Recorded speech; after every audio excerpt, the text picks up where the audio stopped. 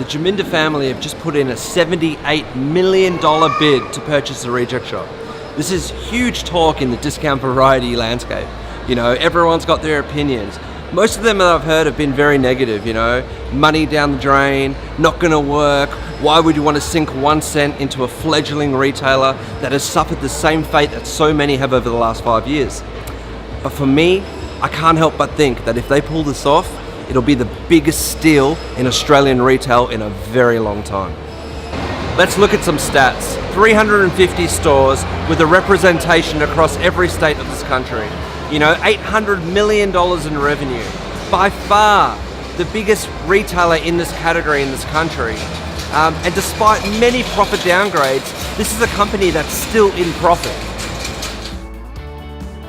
Make no mistake, the Reject Shop right now are in a lot of trouble. You know, not only do you have to look at their share price, you can simply look at the number of people going through their doors. You know, a lack of innovation, you know, probably the wrong product mix, price points, you know, merchandising, all these things we can talk about for hours and days. You know, they all have not helped their cause. But you have to suggest that this money that's coming in is smart money, all right? And with them, they might have a strategy. For me, there's 2 or 3 simple things that they can do, which will no doubt make the $78 million purchase bid look like pennies once they're finished. Number 1, rent expense. You know, $117 million as listed on their balance sheet for current rental expense. The markets can significantly change, huge drops in the market. My prediction is they're going to be able to renegotiate leases over the next 3 to 4 years, which will see a drop of say 20, 30%. Straight away, we're talking $20, $30 million back in their pockets. You know, leasing companies in Australia cannot afford to lose the Reject Shop. They will not be able to fill all those gaps, especially in a timely manner.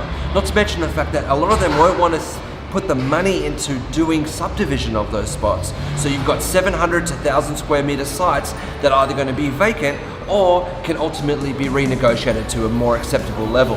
Once again, huge win for the incumbent. Number 2, supply.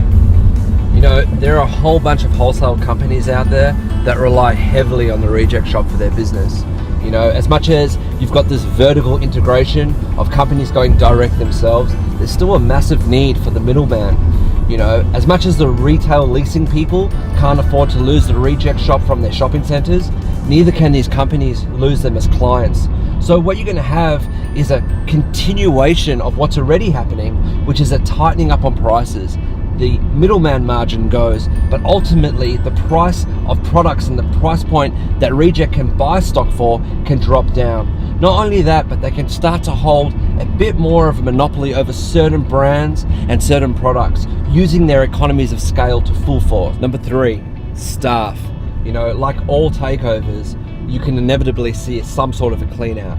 My hope is that they leave all the store people alone, you know, get more staff to be at store level. But where they can really make a lot of changes and ultimately save a lot of money is, unfortunately, like most public companies, they are very top heavy.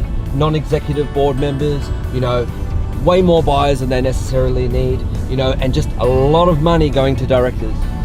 Sorry if you're a director of the company, that's the way this goes, you know, but ultimately they can scale back this side of the business, refine, streamline, all those terms that you become accustomed with, ultimately saving them a lot of dough.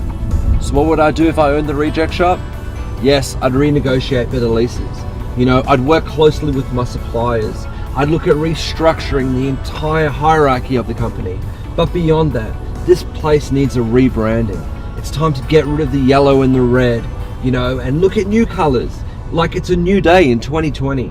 You know, it's time to reconnect with the Australian public and understand that if you get it right, you've got an absolute monster. The dollar stores in America are killing it, and there's no reason why a discounter like the Reject Shop can't kill it in Australia too.